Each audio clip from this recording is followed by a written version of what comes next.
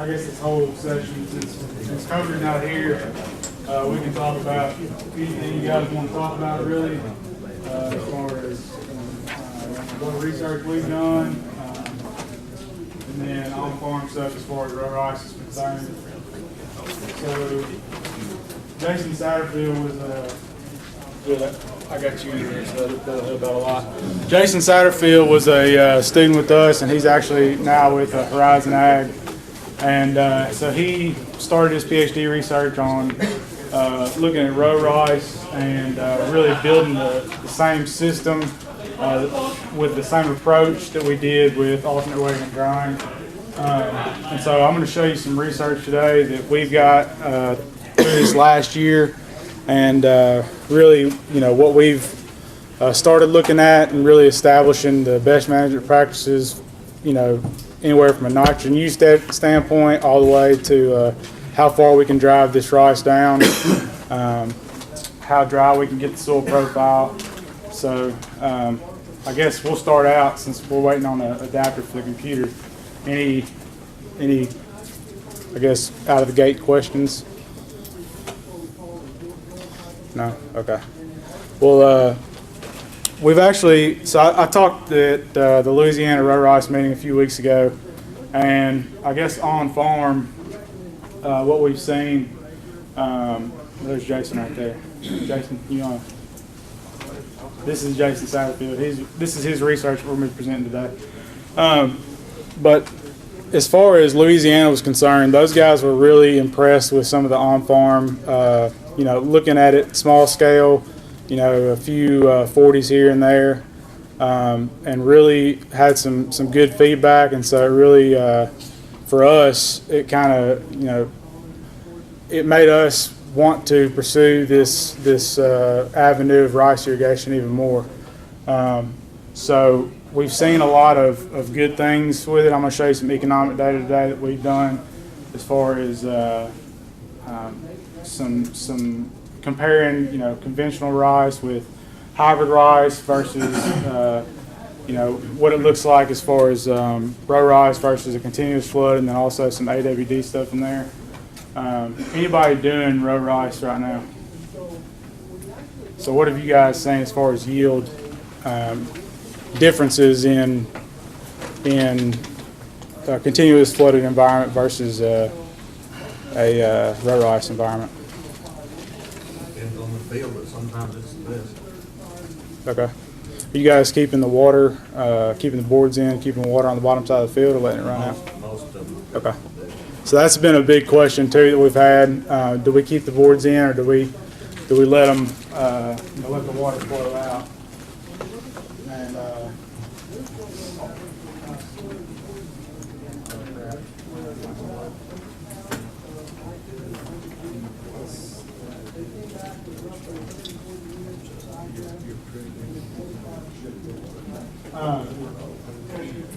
we're having some technical difficulties here. So, you know, what we've seen and what our economic data is going to be based upon was, in our small plot research, was at the worst case scenario, and that's taking it, you know, as far as we think that threshold needs to be, which is taking it the water level actually 4 inches below the soil surface, that we're a lot of times, or at worst case, I guess, 8 bushels behind. And so that's what our economic data is going to be based upon today. And so we started some on-farm stuff in Mississippi as well. And we actually didn't even see that the 8 bushels yield decrease.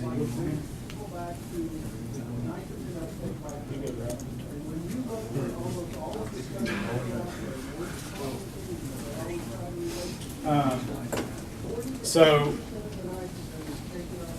like I said, that's what our economic data is going to be based on. With talking to growers, talking to some other researchers, we're confident that a lot of times 8 bushels may be an overstatement on the yield reduction that we're going to see in this. And really the whole, I guess, system is not designed around what our conventional rice irrigation system is.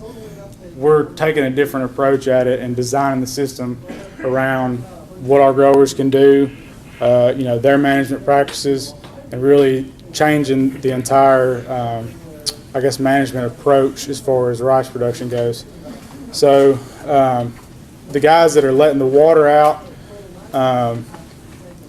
as far as our what we've seen is that on a water use standpoint, that's not actually the best management system that we're recommending right now. Keeping the boards in and actually treating the field as 3 different zones. So on the bottom side of the field, we have essentially a continuous flood. In the middle of the field where the water level is going up and down with our irrigations, we're treating that as kind of an AWD. And then at the top side, which is our furrow irrigated, it's all on furrow irrigation, but the top side is really we're just keeping that safe with the irrigation events. So as far as water use is concerned, I'll show that as soon as we get this up. On a wet year like it was this year for us, it was extremely wet. We reduced our water use by almost 2/3. So as far as we're irrigating pretty frequently, but we're only applying 2 to 3 acre inches just to keep that middle zone, flood it back up, and then that top zone, keep that rice,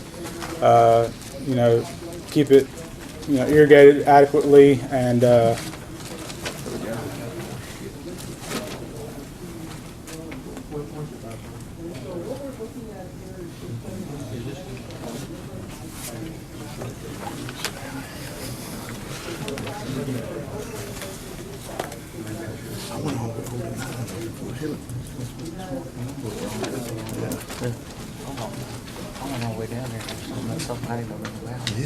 Yeah, That ain't it. yeah, it was this one right here. Yeah, So, they got a marker on.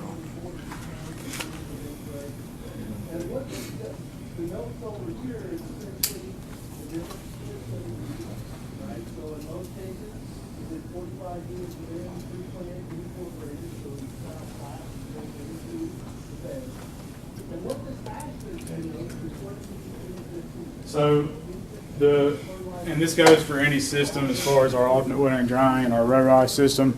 These are like up and down the road. We're talking to growers. How is this going to change? How we manage our disease? What cultivar selection as far as a hybrid versus a conventional? What type of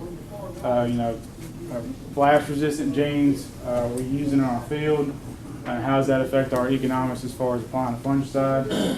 Weed control is a big one, so we've always been taught that water management is primarily used to control weeds. So I think the weed aspect is a little scary to growers. Nutrients and fertility is one of the big ones with row rice, just because we're not going to be able to manage our rice production the same way, and maybe not even in the same field. So talk to some growers who are able to make some prescriptions as far as nitrogen management within a field, treating the continuous flood on the bottom if we're holding the water with the boards versus the top side of the field, and getting that rice adequate nutrients. And then at the end of the day, what's our yield, cost, or benefit? Yep, absolutely. So just real quick rundown on what we did. We did a water level threshold experiment. So it's essentially establishing that point at which we experience a yield loss with our irrigation. So we had a continuous flood. We threw in an optimized AWD system.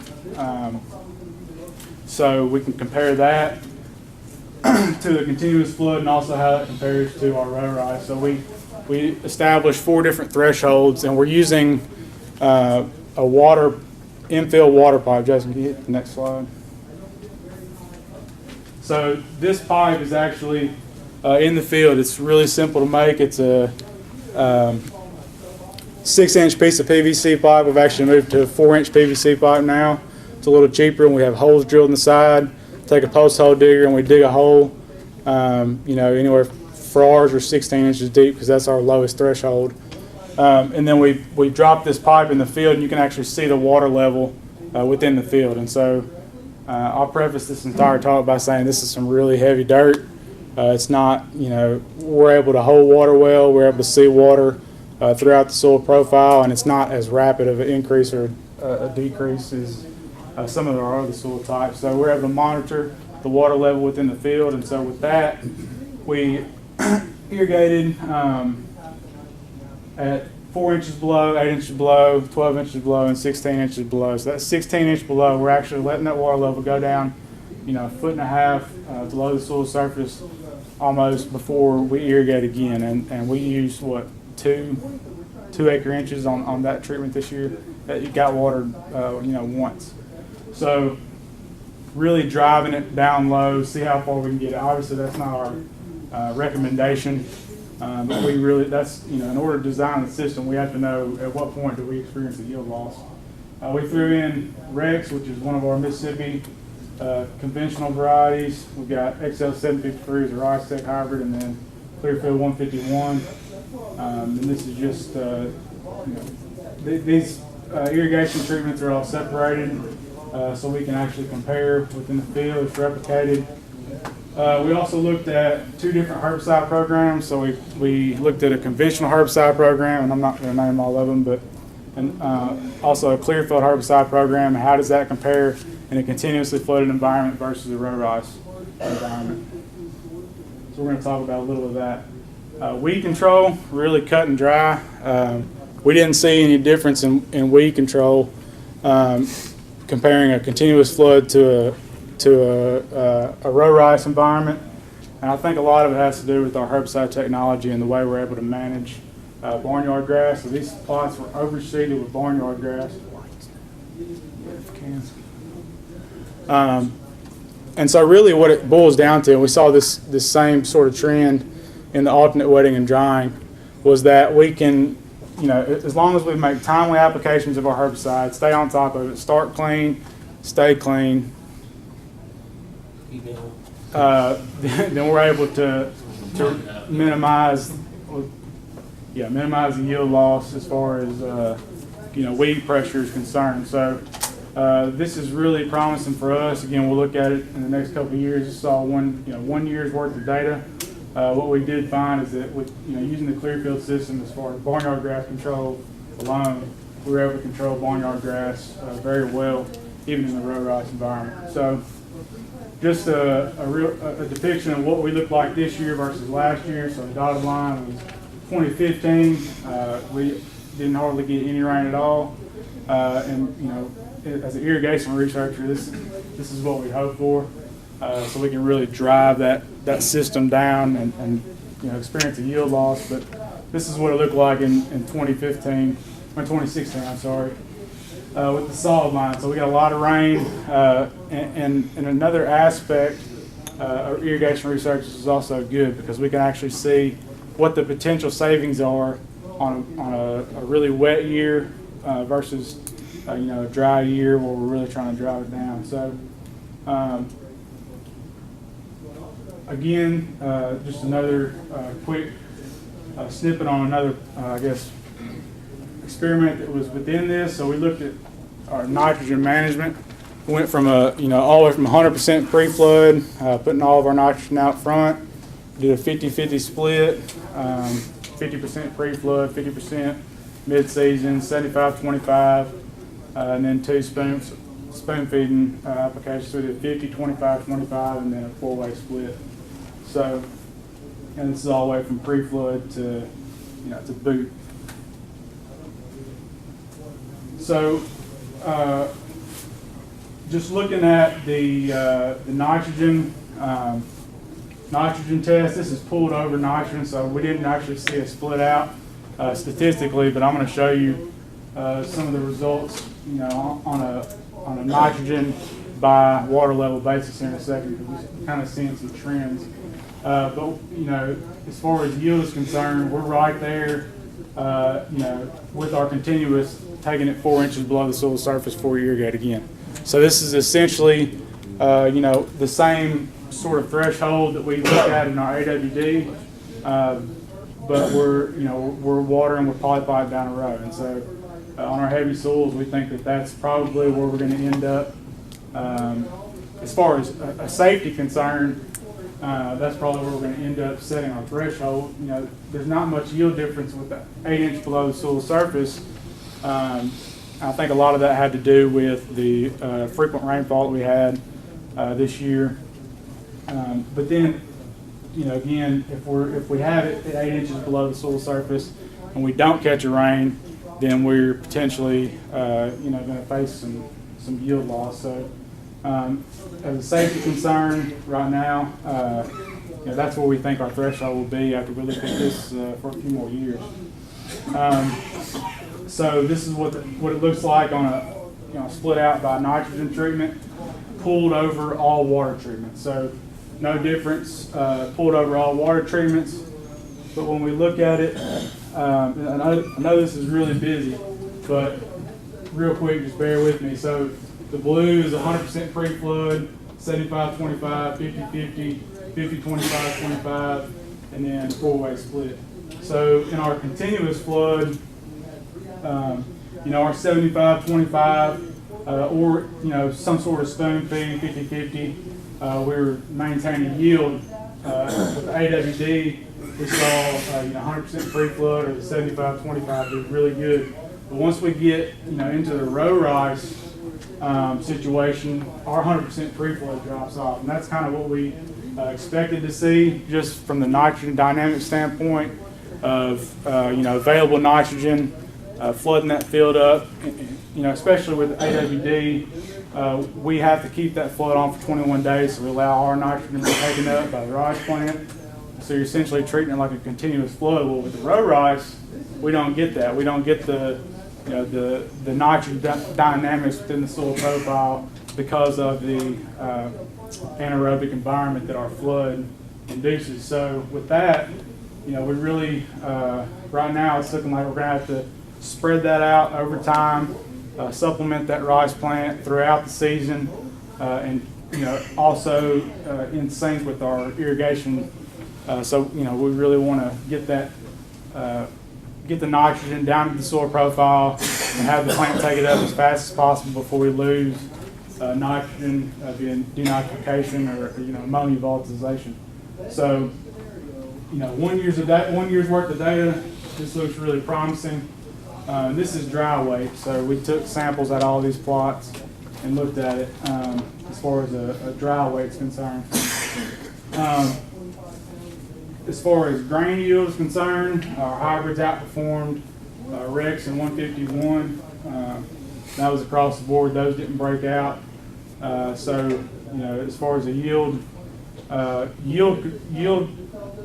concerned, our hybrid did the best, and I guess that's, you know, this could vary by year, but right now, as far as optimization of yield in the system, you know, that looks like it's promising. But when we start, we'll look at the economics here in just a second. It really doesn't, we don't have that much of a economic advantage when we do use that. I will say, as far as genetics are concerned right now, our hybrids do have our blast resistant genes that give us, you know, that kind of safety, I guess, or you know, cheap insurance on the front end versus you know, having to pretty much an automatic application of 2 fungicide, you know, in season if we're growing something without a fungicide or a blast resistant gene, because that's, you know, you guys in Louisiana know that it can be really detrimental to you. And so until we get those type of genes in our conventional rice varieties, then we're not, you know, anyways, our inbred varieties, that's not necessarily what we would like to see put into a row rice system. I know there are some people doing it, but then again, we risk severe yield loss with blast resistance. Anybody want to make any comments on blast as far as row rice? Here in Louisiana, I haven't heard a lot about you know, blast pressure with row rice. You guys growing hybrids or? The hybrids that I've seen, we didn't see any blast. Okay. We sprayed much cheap fungicide. Okay. That did. So yeah, I mean, Dr. Harrell, when he talked at the row rice meeting down here, he, really emphasized that if we're not growing something with blasting, automatically, bank on having to put at least 2 fungicide applications out. So something to keep in mind, that is not included in our economic analysis.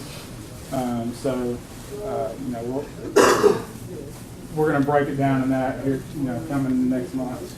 So this is the really, I guess, dramatic thing for us. Going into it, we didn't really know we're going to use more water, we're going to use less water. We weren't really sure because with the water use or the perceived water use of rice, and not having that continuous flood on there, what's our water use going to look like? And like I said, on a really wet year, we drastically reduced our water use, even over the alternate wetting and drying, which is pretty amazing considering we, basically cut that down by 25% with the AWD compared to the continuous, and then we, cut that in half, just taking it the same threshold as the AWD, but in a row water situation, and then again maintaining the same yield potential within the field. So really, promising data. Like I said, it's 1 year's worth of data. We want to see it on a hot year, dry year, and really, establish that threshold. Lee, that's what we had in our trials this year. Was a hot, dry year. We didn't hardly have any rain to supplement, and that chart looks pretty. Our row rise, was pretty much even with our AWD water. Okay. And then we had a cascade flood field that would have been on the far left, and it was higher. So the only difference we had is that we were able to use just as much water, use the same amount of water with the row rise as what we were with the AWD. Use a little bit more water with the continuous flood, and then a little bit more water than that with the. I say both of those are side inlet, right, and then the more water with the cascade flood. Okay, so I mean, even on a on a dry year, for those guys, they weren't exceeding the continuous flood. So in Mississippi, we have a permitted value. Anybody know what that value is? Jason's preached on it a bunch. 36 acre inches. So in a continuous flood environment, we see this on farm in our AWD trials. We're 70% of the time on a continuously flooded field, we're going over that permitted value.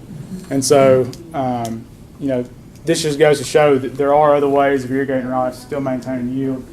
But then again, we need to be cognizant of what's going on in the field. How do we manage this to, first of all, optimize the money that goes into your pocket at the end of the year, and I guess the overlying issue of our aquifer use, and pretty soon getting in the same situation they're in California and parts of Texas where there's not any water. So really, I guess promising for the future.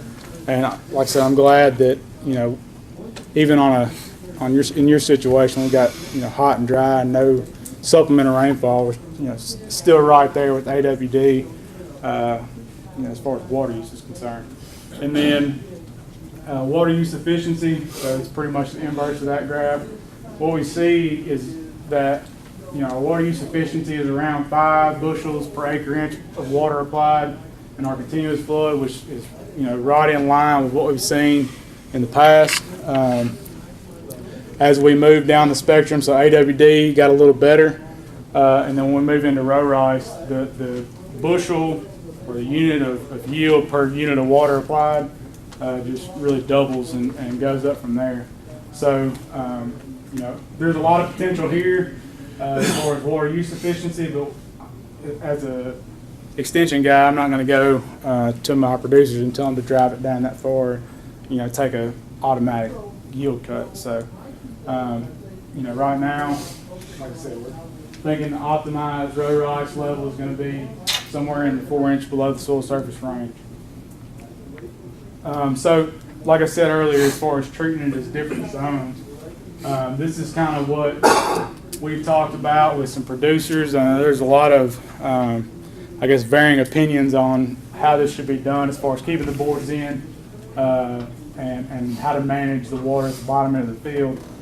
So what we found, or what we, I guess, hypothesized, is that if we've got the boards in the bottom of the field, we treat that bottom of the field as a continuously flooded environment because it's, you know, it's staying flooded. And this also depends on grade of the field. So if we've got, you know, lesser grade, this is, you know, this zone could move up or down. Not, you know, not as big on a really heavy grade. So if we treat that as a continuously flooded field, we know what our yield potential is because that's what we're, you know, been doing for the last X amount of years. So, you know, that zone in the field is safe. When we start getting into nitrogen management, we can potentially manage this part of the field as a continuous flood, whether you're putting it out with a ground rig on the front end or you know, even splitting with an airplane. And then the second zone, like an AWD zone, where, you know, as that water's falling, this is kind of drying out. You know, it's going, you know, 2 or 3 inches below the soil surface because we're not letting the top of the field get below 4 inches below the soil surface. So this is still going to be, you know, puddling, ponding, you know, right at the soil surface. But it, you know, once we irrigate, it's going to be, you know, 2 to 3 inches underwater. And then this top zone, which is our essentially row rice zone, where we're supplementing our water needs, you know, each irrigation event, and then it's, you know, we're allowing that to dry down 4 inches below the soil surface. So I've had a lot of conflicting comments on kind of this thought pattern. Anybody want to comment? I'll keep it, you know, as an open forum because we're still learning. You want to make a comment? Well, we're growing row rice. We're treating it just like we would for irrigated corn. Okay. I mean, we don't have any obvious zoning. We don't trap any water. It's free flow through, and very different from this. Yeah. So we don't have a whole lot of tailwater recovery. You know, in a tailwater recovery situation, and not, you know, if you're pumping from surface water, I could see that would probably be, you know, a good option for us. But seeing as that we're trying to maximize our water use within a field, we don't like to, and even AWD field or continuously flooded field, worst thing we can do is let water run out the tail ditch and then, you know, and down the stream, because then we're losing that water, which, you know, in essence, we're still going to have to pump that much more water to give the crop what it needs. So that's kind of our mindset behind this. And like I said, we're open to suggestions, you know, different ideas on how to manage this. I think that as far as a safety standpoint, this is probably going to be our safest as of right now. That's what we did, what you've got there. Ours is graded on a 10th, and I was able to hold it back halfway through the field. Okay. So it was basically a flooded field on the bottom half. Right. And then you're just keeping that top half wet. And so that's the approach that we took out there. Didn't lose a drop of water out the bottom end of the field. So you're using every bit of it. So some different ways to do it. You know, we'll continue to look at it, and I had several comments, you know, about that at the row rice meeting of folks letting it, just like, you know, you irrigate corn or soybeans. So, and that's, our research was based on that. So we wanted to actually see, you know, how far we could drive it down. We didn't hold any water in the research, just so we know worst case scenario what's going to happen on this top side of the field. We know what's going to happen here and here, but, you know, from a research standpoint, we let it go so we know what can happen in this zone. So, were you having any problems with the maturity level of the rice in all those different zones, or all matures to everything? I mean, within a day, too. So, I mean, at the end of the year, it wasn't, you know, our moisture wasn't any higher, you know, in that. Now, plant height could be a difference because obviously if we've got, you know, a deep flood down that end, we're stretching that plant out, and there's potential for some lodging there. So I've seen that in some of my plots in the past. So, you know, as far as management is concerned, so when did you trigger irrigation? Did you look at the bottom side of the field, how much water was down there, or? You watch that water line at the halfway point, and whenever it starts decreasing, but really we just eyeballed it on the top of the soil moisture just by eyeballing it. Right. We had soil moisture meters out there with the research that was going on, but we didn't use that to, irrigation. manage, Yeah. to manage it. So And, that's another good point with soil moisture sensors. A lot of our guys are using watermarks now, which are really great tools for corn and soybeans and possibly a row rice situation, not necessarily for the AWD situation, because our accuracy, once we, especially on our heavy soils, once we hit that threshold as far as watching the water level, we've already, we hadn't even moved on the watermark. It's still sitting at 0. So that's on our heavy ground. Now, on a row rice situation, we were able to move the sensor a little bit, but it never got above, 5, 10 centibars. I mean, and that was at the lowest threshold, taking it 16 inches below. So I'm glad you said that about the water, or about soil moisture sensors, because we think that the water pipe and actually looking at the water level, you're physically seeing where the water level is. And there's several packages now where you can actually monitor that from your phone, just like you can with the watermark packages. But that's a good point. Lee, I have a question. Yes, sir. What about beds? What were the practices? Big beds, little beds, wide, narrow? We looked at it on 38s. I guess it's a function of soil type too, because if we've got a heavy clay like ours are, I think we would be okay going with a wider bed, just because the amount of wicking that we're able to do within each row being irrigated. On a lighter texture soil where we don't have wicking, we move it to 30s, and we still might not wick up, because we've seen it in corn and soybeans. We're still not getting up to the top of that bed. If our soil moisture sensors are sitting top of the bed with the corn or soybeans, some of these soils we're not even seeing that move, and so it's a potential to really hurt the plants on top of the bed. So I guess the heavier soil we get, the more wicking potential that we have, the wider beds we could do, we could use. We haven't looked at it specifically, but that's kind of what we've seen on farm, talking to some of these growers.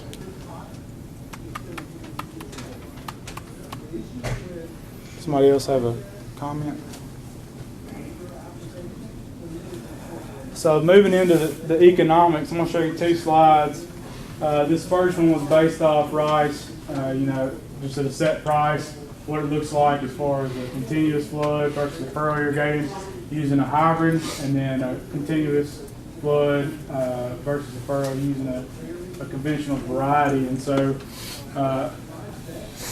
not only, so in a wet year we have some water savings, but really, and I know Ryan, you said something about this yesterday, the amount of tillage that we reduce as far as going from soybeans to rice and then back into soybeans, we reduce our tillage, passes by 3, 4, 5 times, and I think that's where a lot of our savings are in the row rice compared to the continuous flood.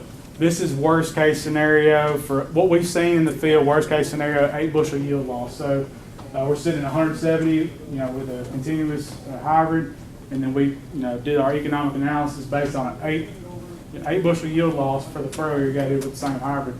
We're still coming out $56 a head using a conventional variety, $54 a head on the row rice. So We're $20-some a head, so I can Yeah. agree with you there. yeah, and I mean, if you get, Done right, you can make it work. that's right. So you supplement that with 10, 15 inches of rainfall. That's how many dollars per acre inch pumped. I mean, it's a significant amount more. Then we look at it, as the price of rice changes, so we never know, where it's going to be. Even at $4 rice, now we might not be in the negatives or positives in these, but this is the economic advantage of row water over, straight levee continuous flooded rice at different rice prices. So while we still may not be in the positive up to $4 bushel, we're still $72 a head. At the end of the year, once we start moving into $5.50 and $6 rice, we've cut that advantage down just a little bit, but still $56 at the end of the year, put it in your pocket and take it home. So that's really significant. Not a whole lot of difference in economics of the conventional versus the hybrid. But at the end of the day, we're sitting $44 a head. And I'll say this as a disclaimer, this is with really intensive management. We're not doing row water rice to make it easier to farm rice or just to be lazy. It's a system. I think that it will work on certain, it won't work on every field, obviously, but I think there's some really good places that we can use row water rice. But we have to be cautious at the same time of management practices, and a lot of those aren't out there right now. It's talking to you guys that help us conduct the research, talking to Dr. Harrell and the folks at Arkansas, Louisiana, Missouri. Really, we're trying to come up with a system to build a management practice or irrigation, irrigation plan for row water rice to help you guys. So we think it's got potential. Like I said, this is 1 year's worth of data. No difference in weed control as far as we can see yet. No significant yield loss, and we're sitting right there, $50 to $60 a head on economics at the end of the year. And so, moving towards the future, we're going to look at nitrogen management a little bit more, maybe some different rates. So that was one rate of nitrogen we used. I think Dr. Harrell said at the row rice meeting that his thinking is we probably need to go ahead and bump up our nitrogen rate 100 pounds if we're going to do use a row rice system. So we're going to look at some different nitrogen rates and as well as the nitrogen splits and really see how it breaks out. What was your nitrogen rate on those tests? It was 150 pounds of nitrogen. So that was, we based that off our recommendation on Growers Guide for heavy soils. So that's pretty, this is we ran Instar on this field and it called for 40 pounds of nitrogen. So it's really heavy, good. It's been in soybeans for a couple of years. So it's, we did, what we think would probably be a pretty competitive rice field. So that to say that, like I said, we think it's a good system. We think it needs a lot of work, but we're well on our way. We're open to comments. My number is up here and my email. If anybody needs to call me or have questions, concerns, comments, I'd love to field your calls. One thing I didn't mention, if you're not doing it already, don't try to water row rice without using some sort of computerized hole selection. That's base number one. We've got to be doing that to even begin to maximize our irrigation efficiencies. That's a free program, or even Faucet's a free program that we can use to put money in our pocket, and then you tack on $56 ahead of that. So if you're not using computerized hole selection, I really urge you to push in that direction. Contact your extension agent or me or somebody will help you set up a field, and I promise you'll never go back.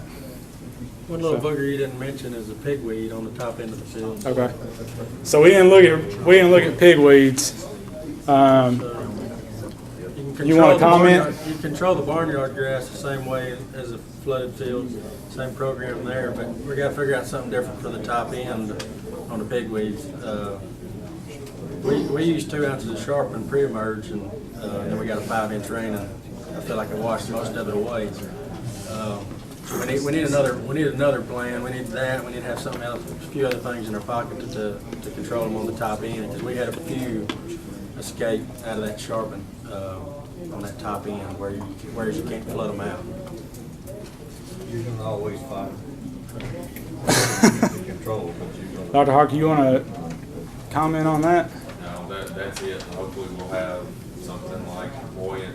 Yeah. Another year to add in as another mode of action on those things, but we're getting pretty hand-tied, and PPO resistance being what it is right now. Absolutely. Sharpens PPO when it gets you having gold as an option. Yep, That's probably gonna hurt a lot of people trying to make this last. absolutely. Can do it, but that's certainly the grind and Right.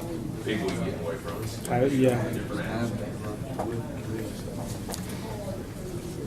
Well, Coder's not here, so I guess if, we can talk about what we've done and go back in slides, or we can dismiss, or whatever you guys want to do, so.